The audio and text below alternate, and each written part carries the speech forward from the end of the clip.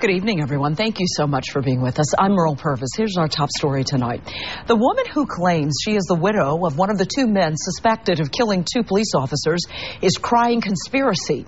She can see Russia somehow involved in the suspect's death and a cover-up over how the men actually died. Fox 13's Lauren Lee joins us live from Tampa Bay, Florida with the story. Hey, Lauren, what's going on?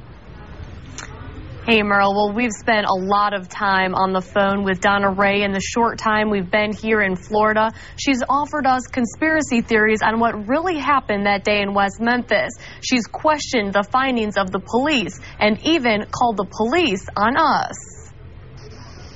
This is the house of Donna Ray, the widow of Jerry Kane and stepmother to Joe Kane, the same house where the two accused cop killers spent their last 3 months. Stay off my property.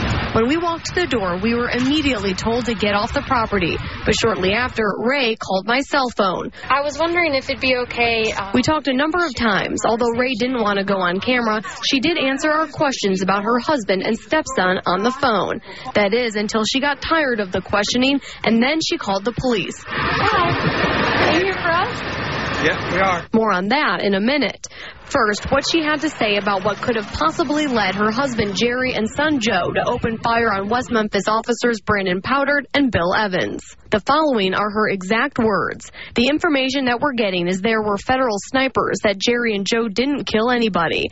We have reports from people who have seen video from Russia that shows that Jerry and Joe and the officers were fired upon by federal snipers. So why do you think that federal snipers would be, were they after Jerry and Joe? She said Jerry was very dangerous because he was helping people to complete their contracts, the agreement they had with their mortgages and deeds of trust, and he's helped people with almost 200. Fox 13 found conspiracy theory websites that are circulating the idea that Jerry and Joe Kane were ordered to be assassinated by officials with President Barack Obama's administration, causing his top spy chief to quit.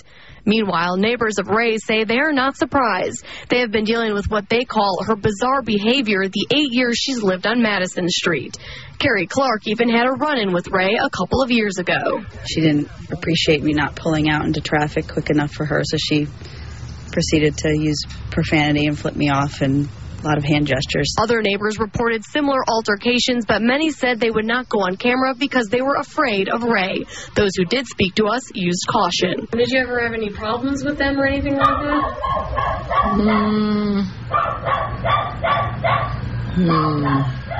No, not really. Neighbors say Ray had several failed businesses in town, including a psychic reader, a body wrap boutique, and a notary. 1 week she's driving a Corvette, the next week she's driving a bicycle with a motor on it. Neighbors say the house is always unkept and at risk of being condemned by the city.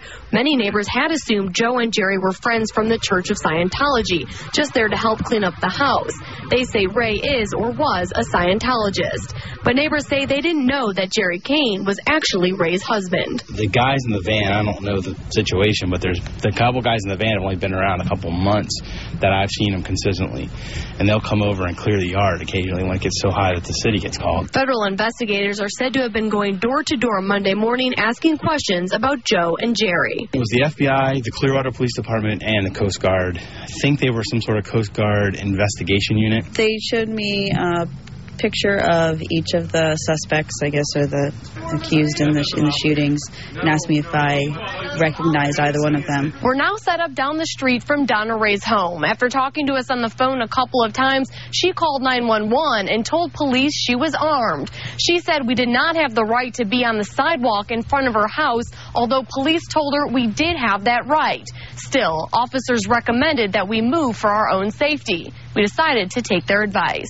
Neighbors also went inside after police left the area. They were already on edge after learning two accused cop killers had been living just down the street. It's not good to hear that, especially with as close as they are and knowing how many kids we have running around. It's definitely not a good thing to hear.